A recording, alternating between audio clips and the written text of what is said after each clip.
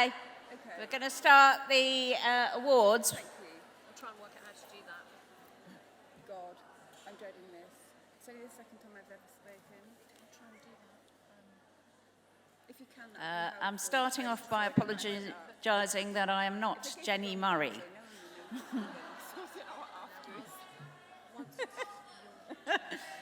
I'm not Jenny Murray, who was going to be comparing this event, and so I'm going to do the best to do so in her absence, and I'm sorry if things don't run as smoothly as they would under our consummate former broadcaster. But welcome everybody. This is the penultimate event for the fantastic conference. I think everyone's massively got so much out of this fabulous conference, and huge thanks yet again to the brilliant Filia organisers and Lisa Marie in particular. And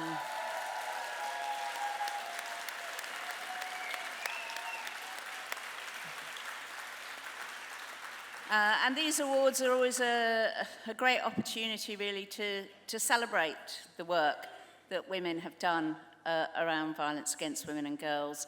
And to celebrate in particular survivors who have led this brilliant movement.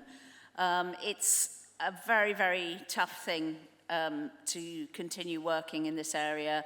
It's often unpraised, and we really wanted, when we set up the Emma Humphreys Memorial Prize back in 1998, we felt that it was really important to have something that would celebrate our work, that would really recognise and remember the work of so many unsung heroines of the movement.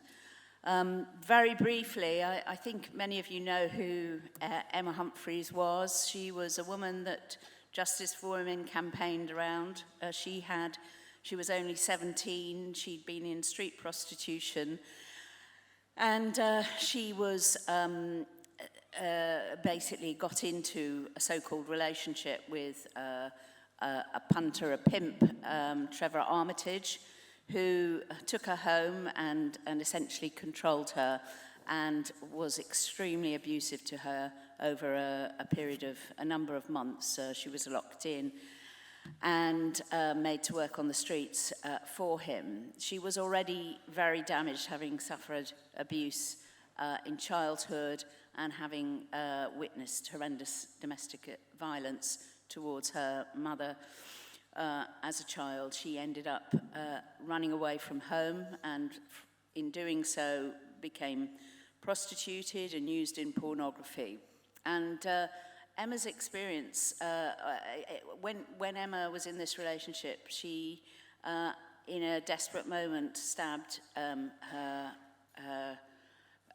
Trevor Armitage, who was about to rape her yet again, and she was arrested, and she was in prison, and when she was due to stand trial, she had a male lawyer who was offering to put her in his country club. He had clearly no understanding whatsoever about any of the abuse or violence she had suffered. She had an all-male legal team, and when she was put on the witness stand, she refused to speak. She could not articulate the experiences she'd been through. And unsurprisingly, probably, she was then convicted of murder and detained at Her Majesty's pleasure for life. And it was a number of years later, through seeing the campaigning around Kiran Ahluwalia, that she contacted Justice for Women, and we together brought a big campaign around her case, and successfully appealed her conviction, bringing about a recognition in the law that provocation could be something that was cumulative. That's her story. Sadly, because of the lifelong damage she'd suffered, when she was in prison, she became addicted to what's commonly known as the chemical kosh, a form of medication that enabled her to, or kind of blotted out, I suppose, the memories and the trauma that she was suffering. When she came out of prison after this victory in the Court of Appeal, having spent 10 years institutionalised, she continued to use medication to blot herself out, and unfortunately she died of an accidental overdose of that medication, which had been overprescribed to her by her GP. So it was a very sad story, and those of us who'd worked directly with her had become close to her, and it was obviously a terrible moment. It was in fact Jalna Hamner, who we heard from earlier, who came to the funeral and said, what you have to do now is set up a memorial for her, and that's where we came up with the Emma Humphreys Memorial Prize. And since 1998, it's now 23 years, each year we've held an award to recognise the work of an individual woman or a group who've done something significant and campaigned around violence against women and girls. A couple of years ago, we also introduced the Centre for Women's Justice Award, which was looking more specifically at issues around campaigning to change the law.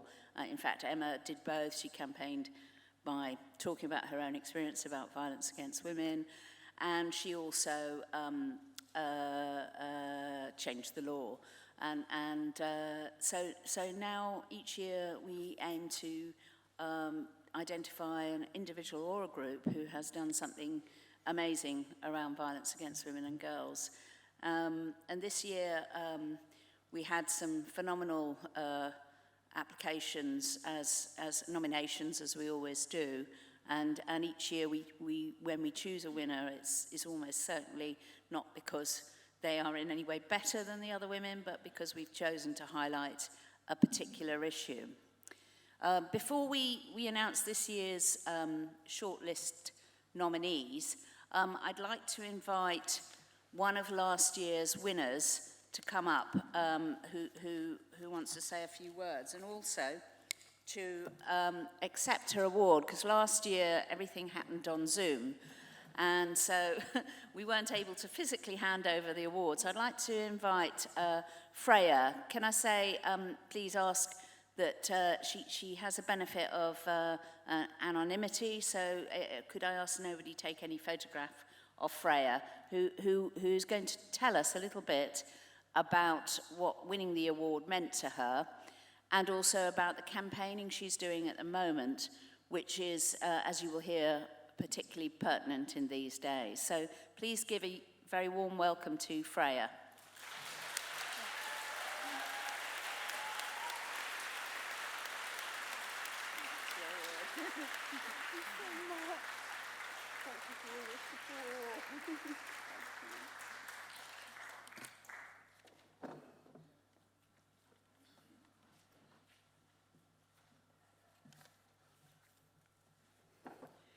Well, this is scary. There's so many of you.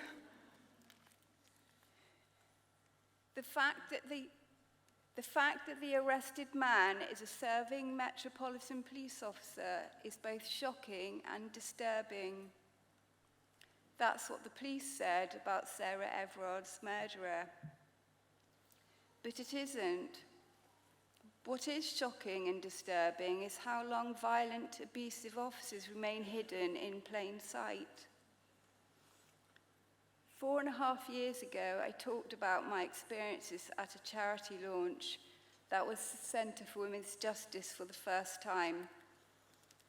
This is only my second, so please forgive me for nerves. I have severe PTSD.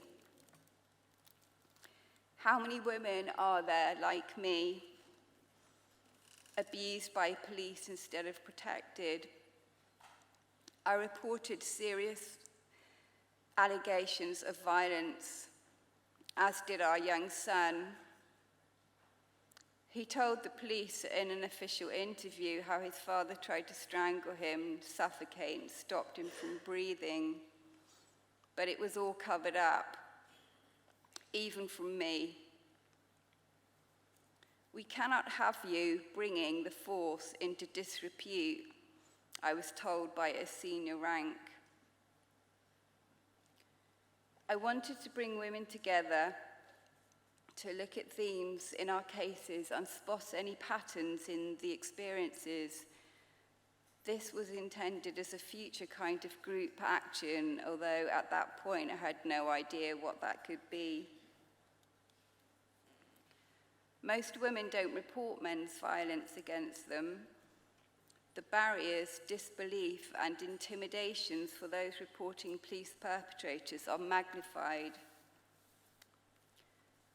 If you're someone who has managed to report, how do you feel knowing that you could have spoken to an abuser or a rapist?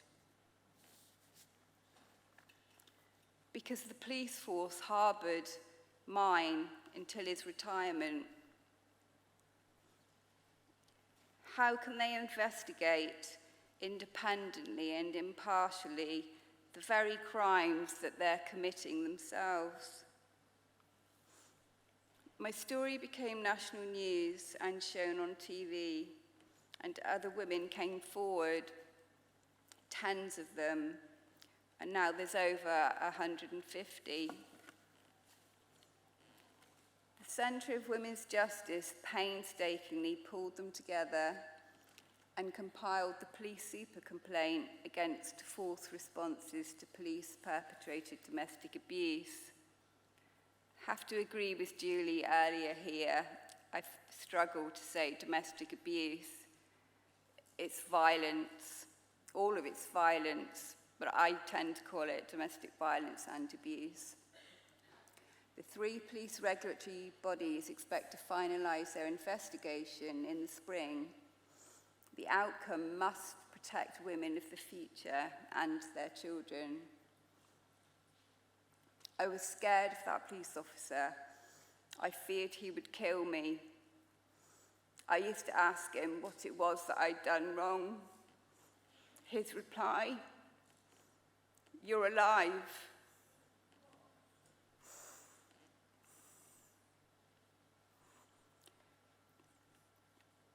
This isn't only about femicides, but suicides and other early deaths too. Recently, we lost Lydia. She's one of our 19 women in the police super complaint. Lydia sadly ended her life in the summer, just 2 weeks after I tried to end mine. Can we just pause for a few moments to respect her, for Lydia's caring and generous nature, for her strength and courage? Remember her loved ones too, left now in their grief. I never knew Lydia, but I stood with her, standing up to corruptive power.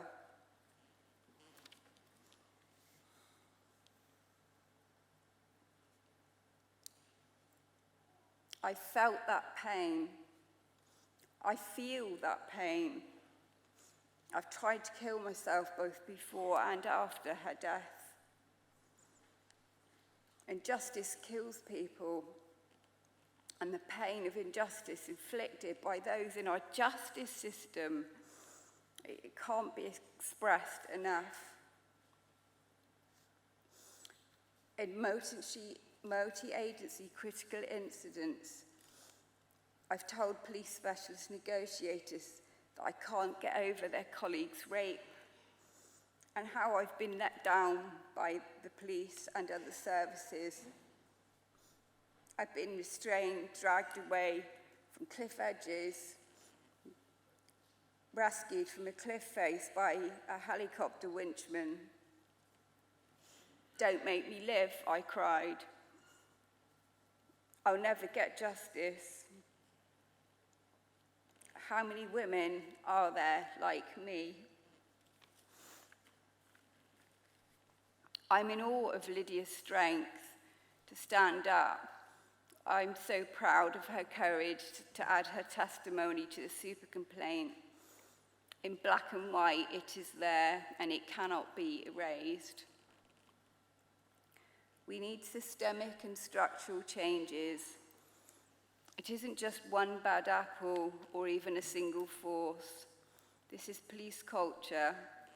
It's deeply entrenched misogyny, institutionalized sexism, and racism. Sarah Everard's death is a watershed moment.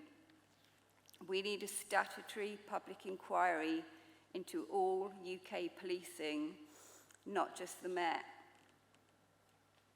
What about the women still living, too scared to report their police abusers? What about those who did but were ignored, further intimidated, as I was, or subjected to cover-ups, like I was? Each needs an opportunity to be heard. It's threatening. Who are they going to believe, me or you? How many women are there like me? We need to build a crescendo to build upon the super complaint. We need so many voices, I just want them drowning in women and girls' testimony. I need your help, please, to collate our anonymous lived experiences. There's a website at policemetoo.co.uk. It's on Twitter, policemetoo. Please share it, add to it, because I did it for Lydia.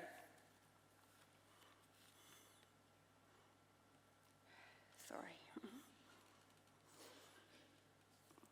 So what does this prestigious award mean to me? Emma Humphreys tragically died after an overdose in the same year that the police officer raped me when I was leaving. Another early death after men's violence, and I identify with her so much. Sexually and physically abused in childhood, repeatedly victimized, an eating disorder, and the suicidal pain she expressed in her talented writing. She was me, and I am her. I'm proud to be associated with such a passionate woman in her drive for justice and to help other women. What Emma achieved in her too short life and in considerable psychological pain is simply phenomenal. The law gives inadequate protection to women and girls. Centre for Women's Justice works strategically and innovatively to find gaps and remedies, often for women with nowhere else to turn. With intelligence and courage, they take the path less travelled, paving the way for others, making legal history and setting new precedents as they go. Wading waist-high into the murkiest of waters where others wouldn't even dip their toes. They are remarkable, principled, standing up for what is right. It's the greatest honour to receive an award from them. I feel validated, grateful, and seen. It's humbling to join you warriors here today. You're all doing such incredible work. Thank you.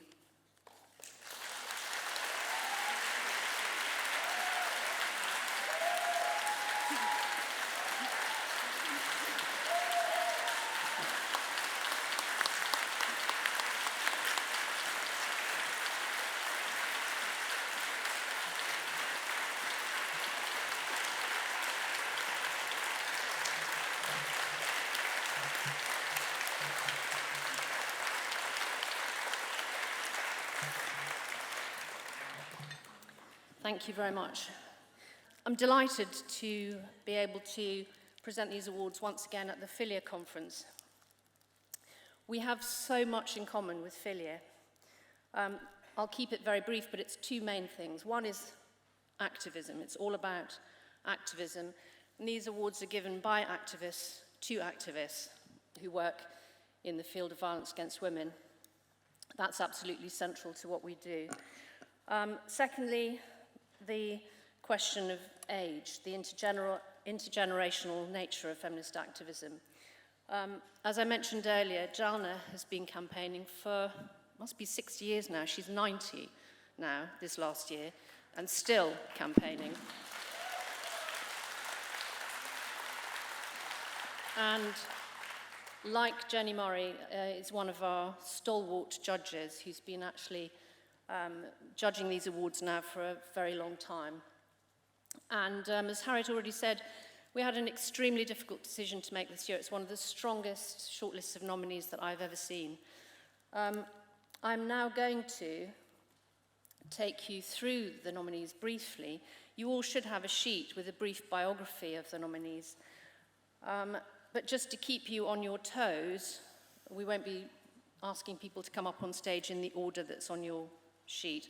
I'm afraid it also means keeping the sign language interpreters on their toes, and I'm very grateful to them for doing this with very little briefing.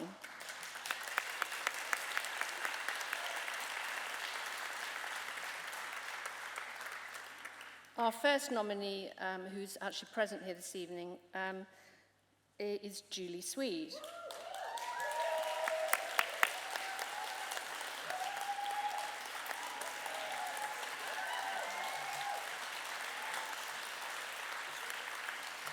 Julie, if you'd like to come and stand up here on the stage. Julie's is one of the many fight-back stories that the Emma Humphreys Memorial Prize exists to celebrate. After a history of abuse and sexual exploitation as a child, Julie has spent the last 15 years advocating the rights of prostituted women. She's moved from a position of vulnerability to that of a feminist fighter, and we celebrate her work.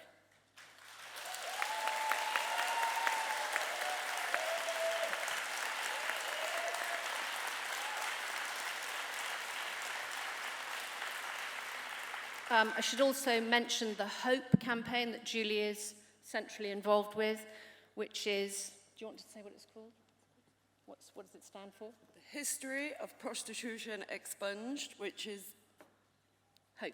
HOPE. So there are leaflets about that, and if you want to know any more about it, I'm sure Harriet or Julie can say something about that later.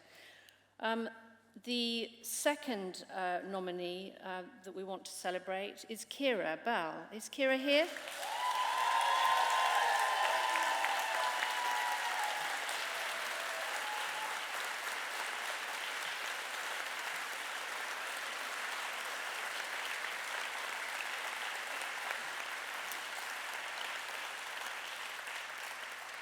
We know that Kira was here at the conference, but I was told earlier that she might not be feeling very well today, so unfortunately she may not be with us at this event, but we will pass on your messages of warmth and greeting. For those of you who don't know, Kira was referred to the Tavistock, age 15, while struggling to come to terms with her sexuality.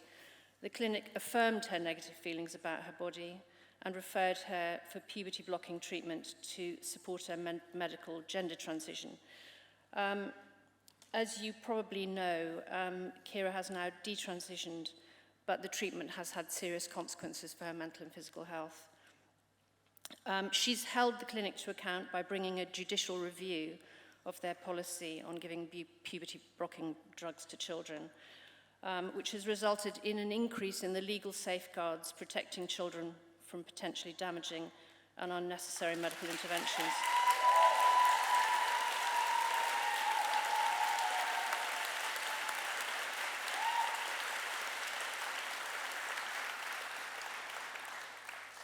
Our third nominee, who I know is here, is Natalie Page. Natalie, would you come up on stage?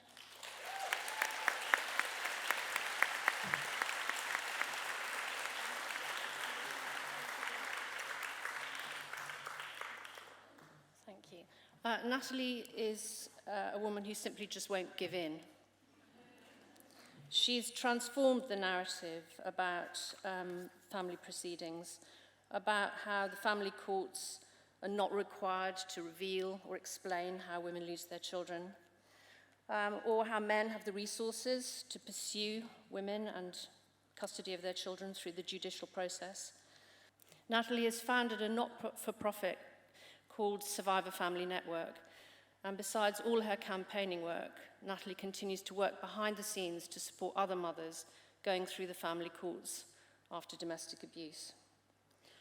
We applaud her work.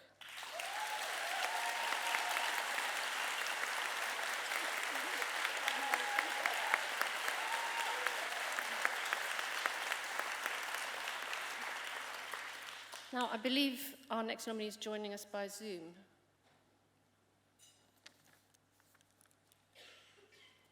It's Claire Devlin. Is that not correct? Is Claire there? Claire's there. Is Claire there? Now, Claire, at the age of 81, went public about the child sexual abuse that she'd been subjected to by her father, a highly celebrated judge and law lord. As well as testifying to the independent inquiry into child sexual abuse, she also gave an interview which was published in The Observer.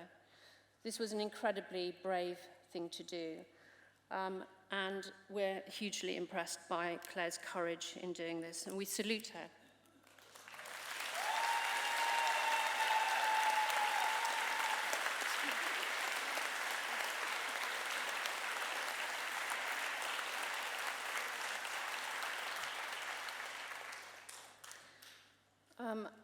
Our next nominee is Daisy.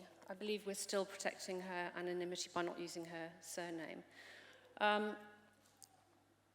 Daisy has done something heroic and marvelously complicated. The work she's done touches on the complexities of loyalty while seeking justice, who she was, why it mattered, the consequences for her mother, being brave as a person of dual heritage. Her personal odyssey speaks to all the issues that the Emma Humphreys Prize has been concerned with over the years. She's devoted 9 years to an extraordinary one-woman campaign for justice against her birth father, after learning that she had been conceived through the rape of her mother, who was only 13 at the time of the attack. Due to her campaign and her repeated efforts to convince West Midlands Police to reinvestigate, her birth father was finally convicted of rape in July of this year.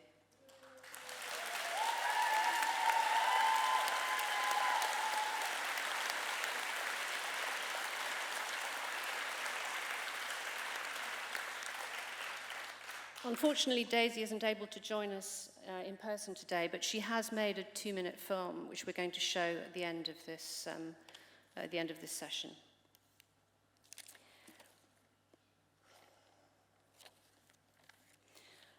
The next nominee, who's also not able to join us here, is a woman called Shona Dylan. Drawing on her decades of experience in the women's sector, Shona set up the charity Aurora New Dawn, which is dedicated to ending violence against women.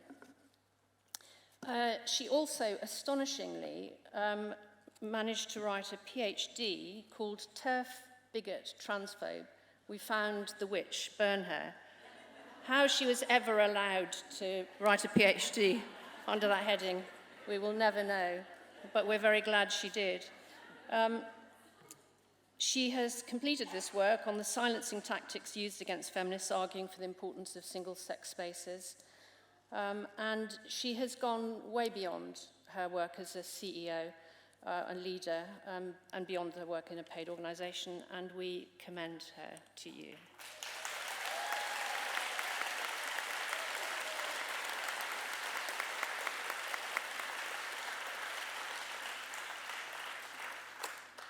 And the last of our individual nominees is Nicola Williams, who I'm afraid is also not present.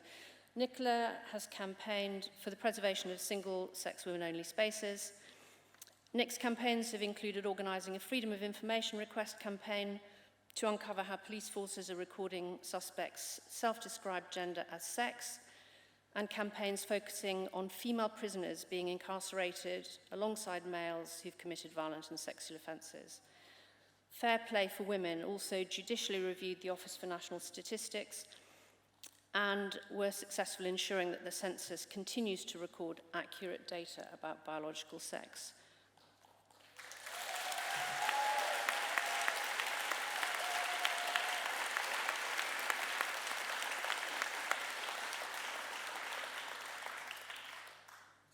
And then we have two international organisations who are represented amongst our nominees today. The first, I will not describe in huge detail because you heard them earlier today. Lesbians in Block 13, the amazing women we saw on Zoom earlier, who are joining us again on Zoom for this event. And secondly, an organisation called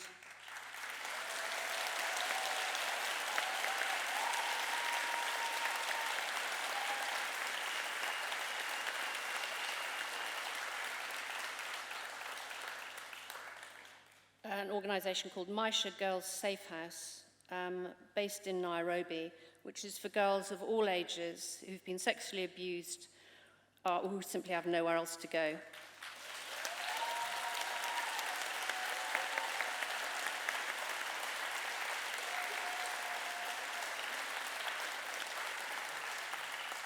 I should just briefly say, for those of you who weren't here to see the Zoom call with lesbians in Block 13 earlier, that these are 25 lesbians currently residents of Block 13 in a refugee camp in northern Kenya.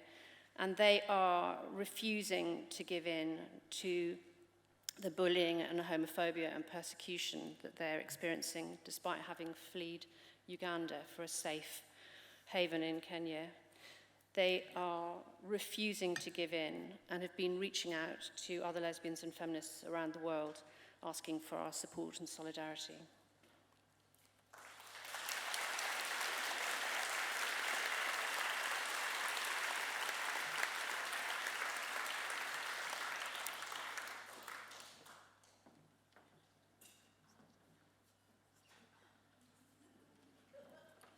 Sorry, there's been some last-minute planning. I think that, I don't know whether Florence from Maisha Safe House is able to speak, or whether we're having a speech written by her to be read out.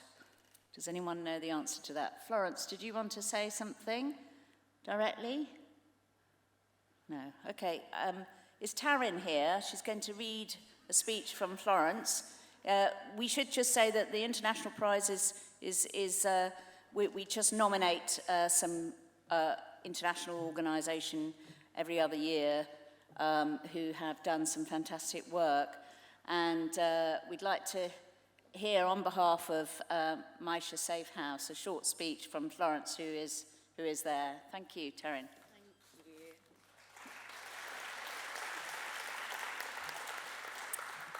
Life gives us back what we give out of love.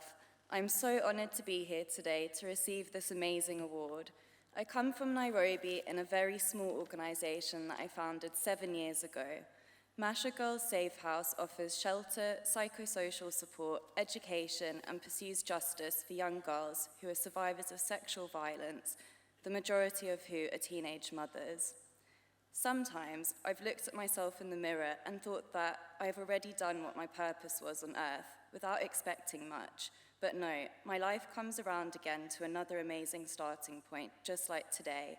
I appreciate each and every person who has gone out of their way to support our noble work, people I've never met in real life. I'm grateful to the Twitter family whose efforts in tweeting, commenting, sharing, and support has brought us to this moment. I appreciate my family, colleagues, and friends here in Nairobi that have stood with my cause, the women in civil societies that have supported us with positive energy, and my beautiful daughter, who allowed me every day to share my love for her with hundreds of vulnerable girls in the society. This is for the girls, the teenage mothers with children not conceived out of consent. And this will help to offer education for those wounded angels who are learning to fly again. This gives us hope and a reason to soar higher. Lastly, I vow to make Emma Humphrey, our guardian angel, proud by providing solidarity to other women coming after me. Thank you all. Thank you, Emma Humphreys Memorial Prize and Centre for Women's Justice. Thank you, the people of the United Kingdom. Florence.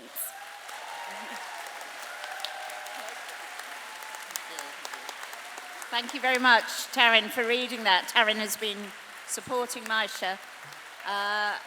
Do you want to all stand up? I don't know if our friends abroad can see you. And just really, we want to show you all how much we celebrate your work. We also want to acknowledge the work of Juliet and Annie Marie from the Lesbian Hakuma Camp.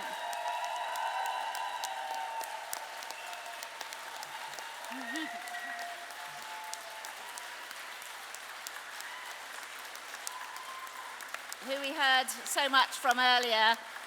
You are splitting the prize money, and we will be sending you checks if you haven't already seen them, as well as award certificates and a special award for both of you for your fantastic work.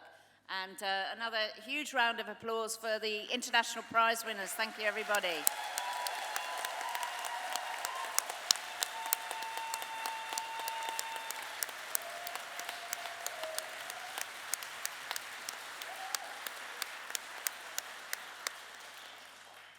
And now finally we come to the two individual awards, the Emma Humphreys Memorial Prize Award and the Centre for Women's Justice Award. As Joan said, the seven women whose cases, their stories we heard about just now are the shortlisted nominees. We had a longer list of fantastic people, but really these seven women are all winners. They're all brilliant in the work that they've done. And it's been very, very hard to choose the winners, but each winner will be making a speech. First of all, before we announce the winner of the Centre for Women's Justice Award, I just want to very quickly invite somebody who was only just picked past the post this year, but who is here, Julie Swede. So she's a runner-up, but she's just going to say a couple more words about the campaign that she's waived her anonymity for, to work with Fiona Broadfoot. It's such an important campaign, so just a couple of words from Julie first. Thank you.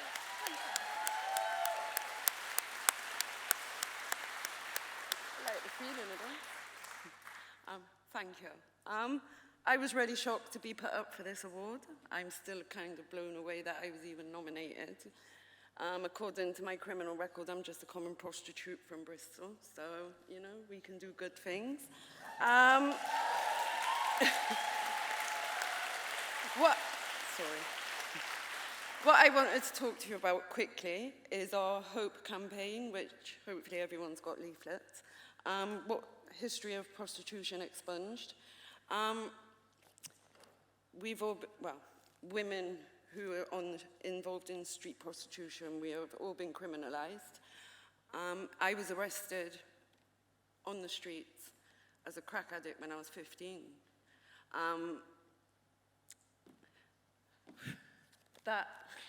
No, I know, thank you. Yeah.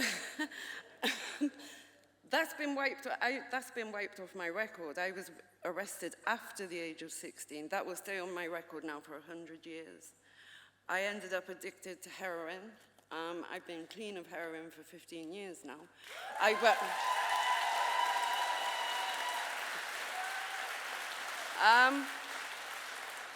At the minute, I volunteer with women who are involved in street prostitution. When we get arrested, we're not arrested as sex workers. We're called prostitutes. We're arrested for soliciting for the purposes of prostitution. When we go to court, we're not called sex workers. When the judge talks to us, he doesn't call us sex workers. It's prostitution. I got a bit lost then. Yeah. It's called prostitution, is what I'm saying. And so what we're trying to do is fight this case to get it so that we can get our criminal records wiped off. We've already, thanks to Fiona, who's been fighting this way longer than I ever have, we've won the DBS case, so now when we actually put in for a job, we don't have to actually write down our whole life story of how we ended up pimped at 15. So what I would say, please give us all your money, donate to, because we're really poor. I know everyone thinks sex workers, we got loads of money and we're empowered, but we're poor and we got nothing. So please donate to our appeal, sign to support us. And when you hear people say sex work is not. It's not sex and it's not work.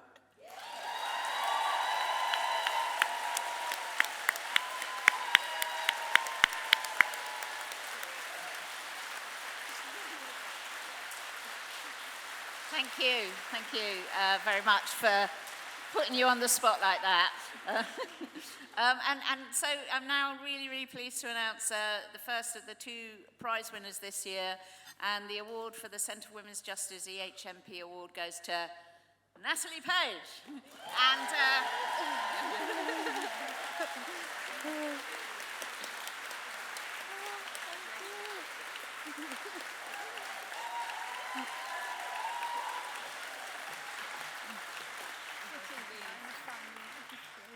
Thank you so much for this award.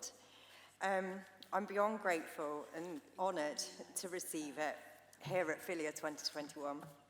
I was really, really shocked and surprised to be nominated, and never in a million years did I expect to win.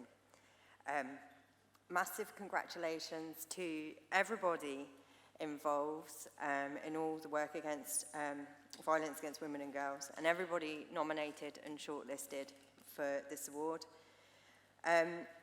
All the women on the list are all women that I have long admired for their work. I have a lot to thank feminism for, and I have a lot of feminists to thank, but I have instructions to keep this brief. So I'm just going to tell you what got me started.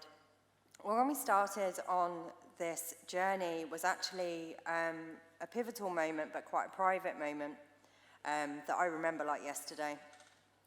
I was sat in court at my first final hearing. It wasn't my last final hearing, but I didn't know that at the time. And I was completely broken, listening to a judge's awful comments, dismissing abuse that had been admitted in the courtroom. I decided there and then, I looked at the judge while he was summing up and he was saying what he said to me, and I decided that I was going to talk about this one day. What I didn't know is that I was going to be in court for the best part of a decade, so it made it quite challenging speaking out. Eventually, I started campaigning anyway, even though I was still in court. I took some risks even talking about it, because talking about family court leaves you at risk of prosecution. Gradually, I built a bigger campaign, and the campaign became a group, and then the group became an organisation. And what I started alone is now not done in isolation at all. We have a team of amazing volunteers, wonderful supportive organisations and individuals and activists all working with us and supporting us to change the family court system for the better for survivors of abuse. And through the campaign, I found sisterhood. This award means the world to me and all the mums who have engaged with the campaign or volunteered. And with this award, I think that the campaign will go from strength to strength. Thank you very much.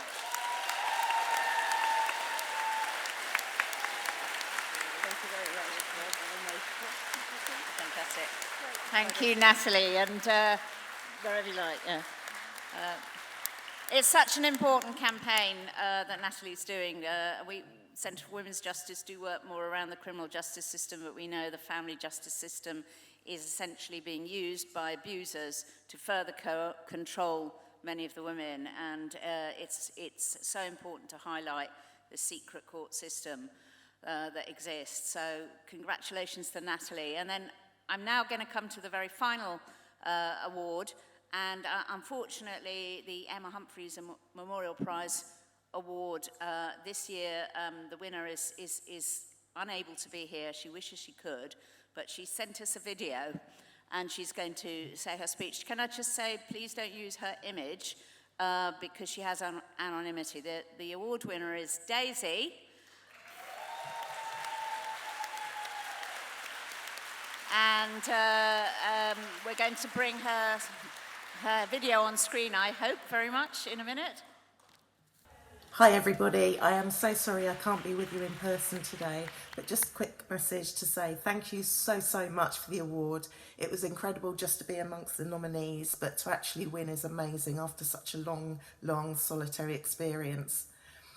Rape conception still remains very much a taboo subject, and I'm very proud to shine more of a light and give a voice to the experience of being rape conceived.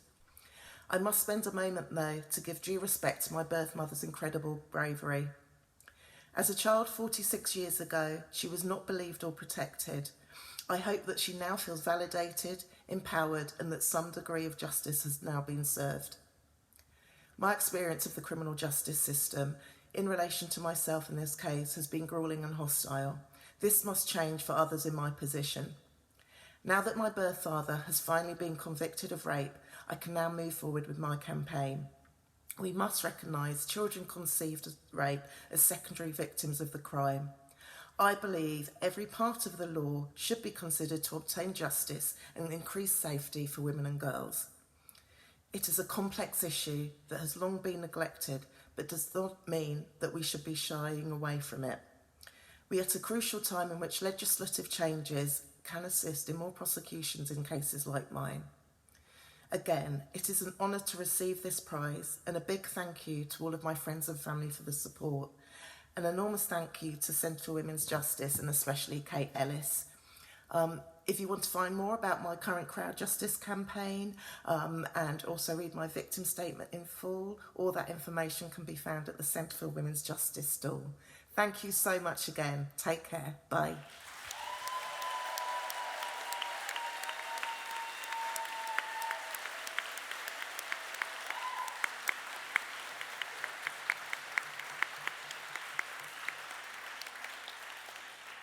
Thank you. That's it for this year.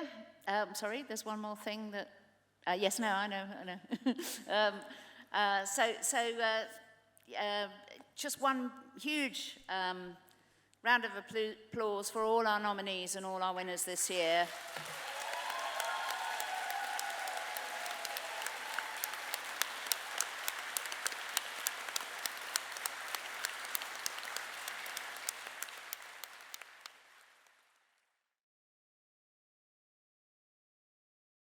We will rise up from the flames, higher and higher and higher.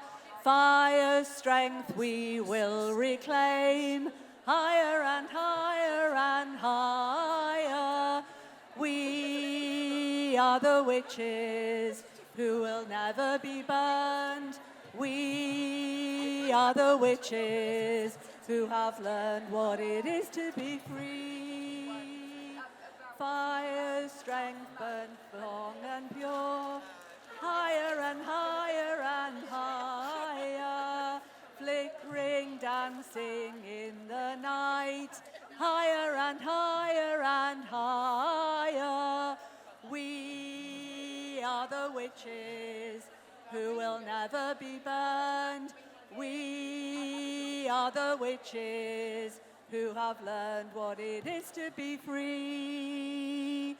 Weave your power with the wind, higher and higher and higher. We will change and we will spin, higher and higher and higher. We are the witches who will never be burned. We are the witches who have learned what it is to be free. Women's fire burns strong and pure, higher and higher and higher, consuming evil, making sure, higher and higher and higher. We are the witches who will never be burned. We are the witches who have learned what it is to be free. Woo!